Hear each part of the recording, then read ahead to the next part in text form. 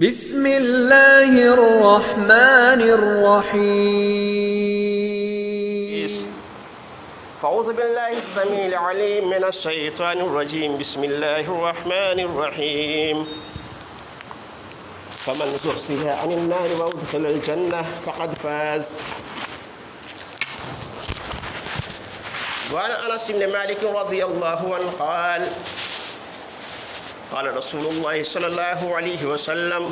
حفت الجنۃ بالمکارہ وحفت النار بالشہوات۔ گرامی قدر معزز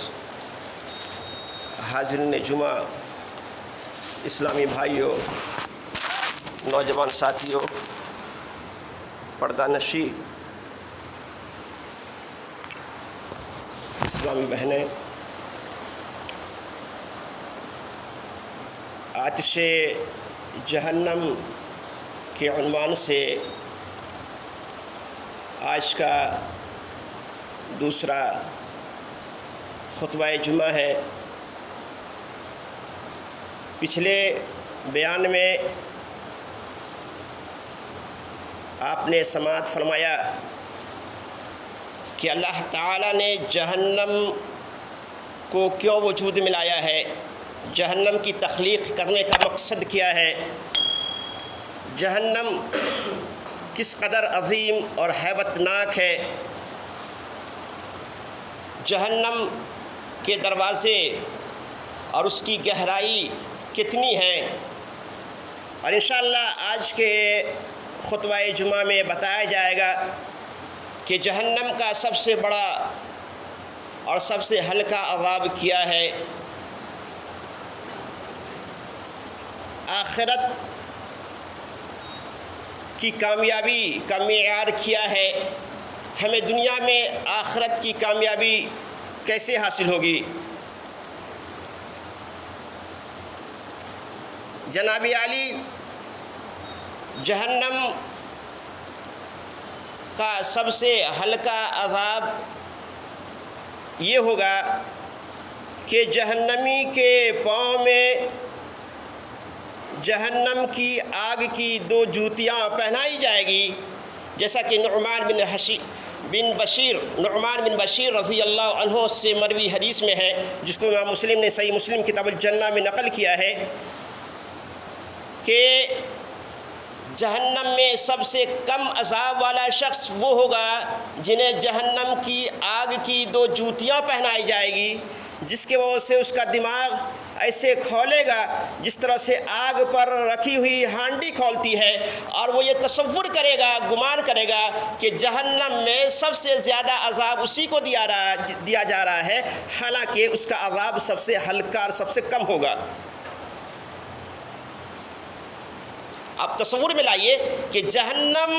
کا سب سے ہلکا عذاب کی کیفیت یہ ہوگی تو جہنم کا سب سے بڑا اور دردناک عذاب کی صورت کیا ہوگی۔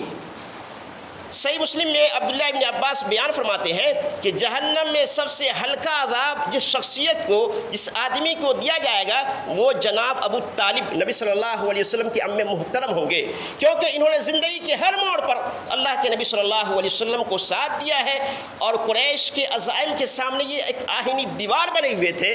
اسی لیے جہنم میں سب سے ہلکا عذاب جناب ابو طالب کو دیا جائے گا۔ جہنم کا سب سے بڑا عذاب کیا ہوگا، تو اس کے تعلق سے یہ عرض ہے کہ جہنم کا سب سے بڑا عذاب آگ کا عذاب ہوگا، اور وہ آگ کتنی گرم ہوگی اس کا صحیح اندازہ لگانا مشکل ہے، کیونکہ کسی نے اس آگ کو اپنی آنکھوں سے دیکھا نہیں ہے، لیکن اس نبی صلی اللہ علیہ وسلم کے اس فرمان کی روشنی میں، جس کو میں نے گزشتہ خطبہ جمعہ میں بیان کیا تھا کہ نارکم هذه التي يوقد ابن آدم جزء من 70 جزءا من حر جہنم قالوا والله ان كانت لكافية يا رسول الله قال فإنها فضلت عليها ب69 جزءا كلها مثل حرها۔ تو اس حدیث کے آخر میں آپ فرماتے ہیں کہ وہ آگ دنیا کی آگ سے 69 درجہ زیادہ گرم ہے، تو اندازہ یوں لگایا جا سکتا ہے کہ اگر دنیا کی آگ کا درجہ حرارت کم از کم 2000 ڈگری سینٹی گریڈ شمار کیا جائے تو جہنم کی آگ کا درجہ حرارت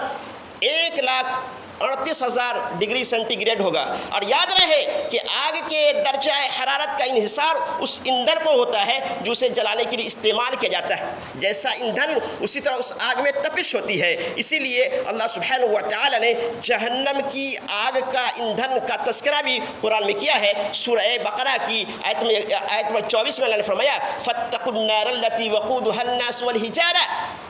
اعدت للکافرین، اس آگ سے بچو جس کا ایندھن انسان ہے اور پتھر۔ عبداللہ ابن عباس کے قول کے مطابق اس سے گندھک کے پتھر مراد ہے، اور بعض اہل علم نے لکھا ہے کہ اس پتھر سے وہ پتھر مراد ہے جسے لوگ پوجتے ہیں،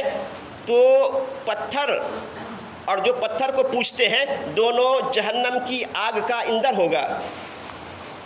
تو ممکن ہے اس آیت میں اللہ تعالیٰ نے پتھر کے ساتھ ساتھ انسانوں کا تذکرہ اس لیے کیا ہو کہ انسان بھی جہنم کی آگ میں جل کر ختم نہیں ہوگا، بلکہ پتھر کی طرح انسان کا وجود باقی رہے گا۔ پتھر میں ہم آگ لگائے ہیں تو پتھر میں آگ نہیں لگے گی، اگر پتھر میں آگ لگ بھی گئی تو آگ کا خواہ کتنوں ہی زیادہ سخت کیوں نہ ہو،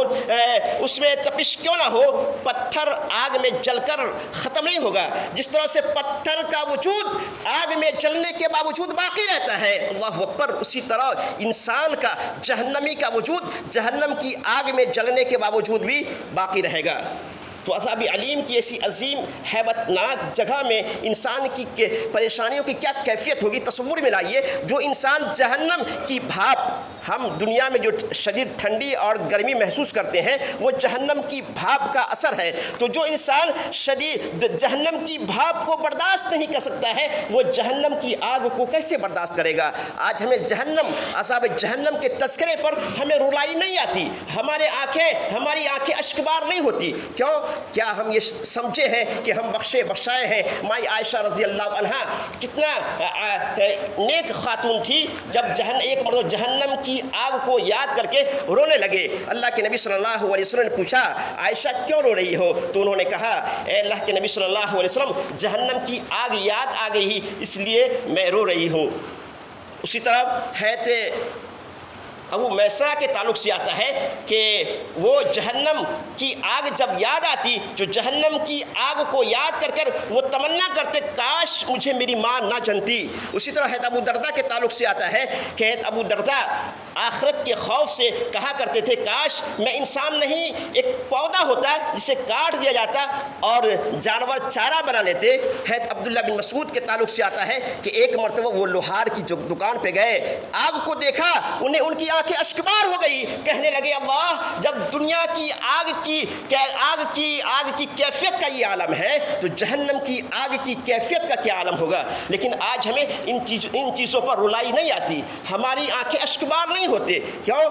اس لیے کہ گناہ کرتے کرتے ہمارا دل بالکل سیاہ ہو چکا ہے، اور شیطان ہمیں یاد آخرت سے اس قدر غافل اور دور کر دیا ہے کہ دن و رات میں ایک مرتبہ بھی ہم جہنم کی آگ سے پناہ مانگنے کے لیے اللہ تعالیٰ سے دعا نہیں کرتے، یا جہنم سے بچنے کی اللہ سبحانہ و تعالیٰ سے دعا نہیں کرتے۔ محمد صلی اللہ علیہ وسلم رحمۃ اللہ عالمین، محسن انسانیت، شافع محشر، ساقی حوض کوثر، نبیوں کا افسر، پیغمبروں میں سب سے بہتر و برتر، رسول ثقلین، خاتم النبیین، امام الانبیاء محمد صلی اللہ علیہ وسلم کے لیے سب سے پہلے جنت کا دروازہ کھولا جائے گا، سب سے پہلے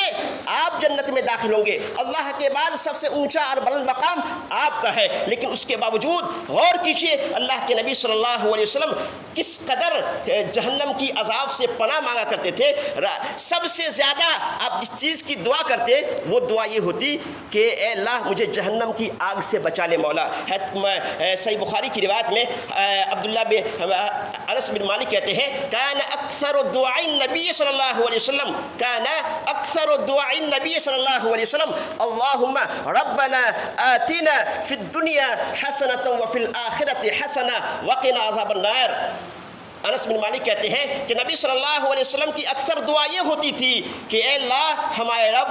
ربنا آتنا فی الدنیا حسنۃ وفی الآخرۃ حسنہ وقنا عذاب النار، اے اللہ مجھے دنیاوی بھلائی عطا فرما،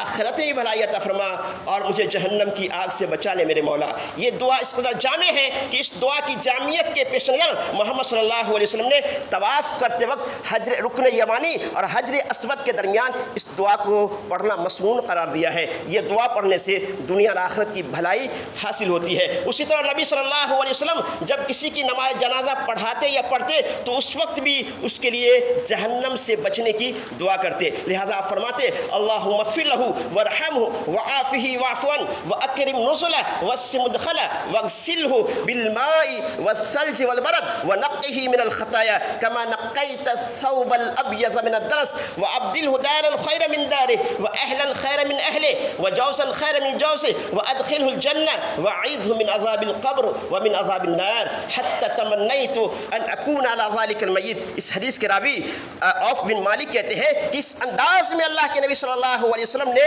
ایک میت پر یہ دعا پڑھی کہ میں نے تمنا کی کاش یہ میری میت ہوتی، اور نبی صلی اللہ علیہ وسلم کی زبان مبارک سے نکلی ہوئی دعا یہ میرے حق میں ہوتی۔ اس قدر یہ جامع دعا ہے، اس لیے میرے بھائیوں یہ دعا کو آپ یاد کریں، اور آپ بھی اپنے والد کے اور اپنے والدہ کے حق میں یہ دعا پڑھتے رہیں۔ کس قدر جامع دعا ہے، ترجمہ پہ غور فرمائیے۔ اللہم اغفر لہ، اے اللہ اس کو بخش دے، اللہم اغفر لہ وارحم، اس پر رحم فرما، وعافہ، اللہم اغفر لہ وارحم وعافہ واعف عنہ، اس کو آگ کے عذاب سے عافیت دے، اس کو آگ کے عذاب سے عافیت دے، اس کو معاف فرما، واکرم نزلہ، اس کے قبر کو کشادہ کر دے، واکرم نزلہ وسع مدخلہ، اس کی قبر کو واکرم نزلہ، اس کی مہمان نوازی اچھی طرح کر دے، یعنی اے اللہ اس کے یہ سب سے جدا ہو کر تیرے پاس آئے ہیں، اب یہ تیرا مہمان ہو گیا، اے مولا تو اس کا میزبان بن جا، واکرم نزلہ، اس کی مہمان نوازی اچھی طرح کر، واکرم نزلہ وسع مدخلہ، اس کی قبر کو کشادہ کر دے، واغسلہ بالماء والثلج والبرد، اور اس کو پانی برف اولو سے دھل دے، واغسلہ بالماء والثلج والبرد ونقہ من الخطایا کما نقیت الثوب الابیض من الدنس، اور اس کو گناہ سے اس طرح صاف کر دے جس طرح تو نے سفید کپڑا کو میل کچیل سے صاف کر دیا، وابدلہ دارا خیر من دارہ، اور اس کے دنیاوی گھر کے بدلے میں بہتر گھر عطا فرما، واہلا خیر من اہلہ، اس کے اہل و عیال سے بہتر اہل و عیال، وجوزا خیر من جوزہ، اور اس کی بیوی سے بہتر بیوی عطا فرما، وادخل الجنہ، اسے جنت عطا فرما، وادخل الجنہ واعذہ من عذاب القبر ومن عذاب النار، اور اسے قبر کی عذاب سے، ومن عذاب النار، اور آگ کے عذاب سے بچا۔ تو جہنم اور آتش جہنم کے عنوان سے آپ نے چند مفید باتیں دو خطبہ جمعہ میں سماعت فرمایا۔ شاید آپ کے اندر جہنم کا ڈر اور خوف پیدا ہو گیا ہوگا۔ جہنم کا عذاب سننے کے بعد ہر شخص یہ چاہے گا کہ ہمیں جہنم سے نجات مل جائے، لیکن یاد رکھیں جنت میں داخلہ اور جہنم سے نجات یہ صرف چاہنے سے نہیں ملے گی، کیونکہ جب دنیا میں کوئی بھی چیز چاہنے سے حاصل نہیں ہوتی ہے، آپ کسی چیز کی تمنا اور چاہت کیجئے تو وہ چیز حاصل نہیں ہوگی۔ آپ چاہیے کہ میرا لڑکا ڈاکٹر، انجینئر، اچھا عالم بن جائے، تو کیا صرف چاہنے سے یہ چیز حاصل ہو جائے گی؟ نہیں، ہرگز نہیں۔ تو اتنی بڑی کامیابی، جو سب سے بڑی کامیابی، اللہ نے فرمایا فَمَنْ زُحْزِحَ عَنِ النَّارِ وَأُدْخِلَ الْجَنَّةَ فَقَدْ فَازَ، جو آدمی آگ سے ہٹا دیا جائے، وَأَدْخِلِ الْجَنَّةَ، جنت میں داخل کر دیا جائے، فَقَدْ فَازَ، وہ آدمی کامیاب ہو گیا۔ تو جب میرے بھائیوں دنیا میں کوئی چیز چاہنے سے حاصل نہیں ہوتی، تو اتنی بڑی کامیابی جنت میں داخلہ، جہنم سے نجات محض چاہنے سے کیسے حاصل ہو جائے گی؟ تو چاہتے تو سب ہیں، چاہتے تو سب ہیں کہ ہو اوج ثریا پہ مقیم، چاہتے تو سب ہے کہ ہو اوج ثریا پہ مقیم، لیکن پہلے ویسے پیدا تو کرے قلب سلیم۔ اس کے لیے ہمیں قلب سلیم پیدا کرنا ہوگا۔ مؤذن کے حی علی الصلاۃ، حی علی الفلاح کے پکار پہ لبیک کہنا پڑے گا۔ فجر کے وقت اپنے بستر کو چھوڑ کر باجماعت نماز پڑھنی پڑے گی۔ کاروبار میں امانت و دیانت، ایمانداری کا خیال کرنا ہوگا، اور تجارت میں نفع ہو یا نقصان ہر حال میں سچ بولنا ہوگا۔ رزق حلال کا اہتمام کرنا پڑے گا۔ اپنے بوڑھے ماں اور باپ اور دیگر لوگوں کے حقوق ادا کرنے ہوں گے۔ الغرض اپنی زبان اور ہاتھ کو قابو میں رکھنا ہوگا۔ یقیناً یہ سب کام بہت مشکل ہے، یہ سب کام بہت مشکل ہے۔ تو جنت میں جانے کے لیے مصائب اور مشکلات کا سامنا کرنا یا آزمائش کی بھٹی سے گزرنا یہ ضروری ہے۔ بغیر آزمائش کی بھٹی سے گزرے بغیر آدمی جنت میں داخل نہیں ہو سکتا، جیسا کہ اللہ سبحانہ و تعالی نے سورہ بقرہ کی آیت نمبر 214 میں فرمایا، ام حسبتم ان تدخلوا الجنۃ ولما یأتکم مثل الذین خلوا من قبلکم مستہم البأساء والضراء وزلزلوا، کیا تم گمان کرتے ہو کہ جنت میں داخل ہو جاؤ گے حالانکہ اب تک تم پر وہ حالات نہیں آئے جو تم سے پہلے کے لوگوں پر حالات آئے تھے۔ مستہم البأساء والضراء، انہیں بیماریاں اور مصیبتیں پہنچی، وزلزلوا، اور انہیں ہلائے گئے، یعنی جب تک آزمائش اور پریشانیوں کا سامنا آپ نہیں کریں گے اس وقت تک جنت میں داخل نہیں ہو سکتے۔ اس لیے اللہ کے نبی صلی اللہ علیہ وسلم نے فرمایا کہ حفت الجنت بالمکارہ وحفت النار بالشہوات، کہ جنت کو ناگوار چیزوں سے، مصائب سے، مشکلات سے ڈھانپ دی گئی ہے۔ حفت الجنت بالمکارہ وحفت النار بالشہوات، اور جہنم کو شہوات سے، لذات سے، خواہشات سے ڈھانپ دی گئی ہے۔ تو میرے بھائیوں، جنت میں جانے والے جو راستے ہیں یقیناً اس کے کرنے میں ہمیں پریشانی اور مشکلات کا سامنا کرنا پڑے گا، لیکن ہمیں چاہیے کہ جو بھی پریشانی اور مشکلات کا سامنا کرنا پڑے اسے ہم برداشت کریں، لیکن جنت میں جانے کی جد و جہد اور کوشش کریں۔ یہی مقصد ہے ہمیں دنیا میں آنے کا۔ اللہ سبحانہ و تعالیٰ سے دعا ہے کہ اللہ سبحانہ و تعالیٰ تمام بھائیوں کو نیک سمجھ کی توفیق عطا فرمائے، جنت الفردوس میں اعلیٰ مقام عطا فرمائے، عذاب قبر، عذاب جہنم، فتنہ دجال سے محفوظ رکھے۔ جب تک اللہ سبحانہ و تعالیٰ ہم مسلمانوں کو دنیا میں زندہ رکھنا چاہتا ہے اسلام پر رکھے، جب بھی خاتمہ ہو ایمان کی حالت میں خاتمہ ہو۔ آمین۔ وآخر دعوانا الحمد للہ رب العالمین۔